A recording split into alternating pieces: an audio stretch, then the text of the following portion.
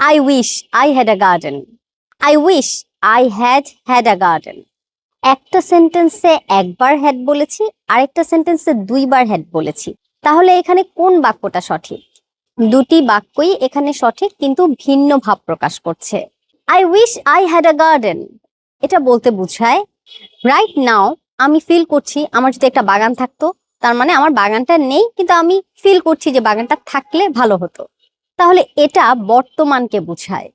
আবার দেখো, I wish I had দিয়ে বুঝায় অতীতে কিছু একটা ছিল না, কিন্তু এখন আমি ফিল করছি সেটা আমার থাকলে ভালো হতো। অর্থাৎ অতীতে যদি একটা বাগান থাকতো আমার, তাহলে ভালো হতো।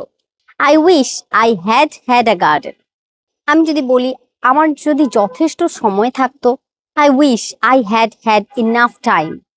অর্থাৎ এখানে আমি অতীতের সময়ের কথা বলছি, যেটা আমি পার হয়ে এসেছি, আর তখন আমার অনেক সময় ছিল না, কিন্তু আমি এখন মনে করছি ইস তখন যদি আমার অনেক সময় থাকতো।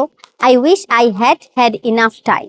তো আই উইশ আই হ্যাড এটা সাধারণত পাস্ট পারফেক্টকেই কিন্তু বোঝায়, কারণ হ্যাড এর পরে ভার্ব থ্রি হয়, আর এখানে এই পরের হ্যাডটা verb three. Had, so I wish I had. এটা পাস্ট পারফেক্ট যেহেতু অতীতকেই বোঝাচ্ছে।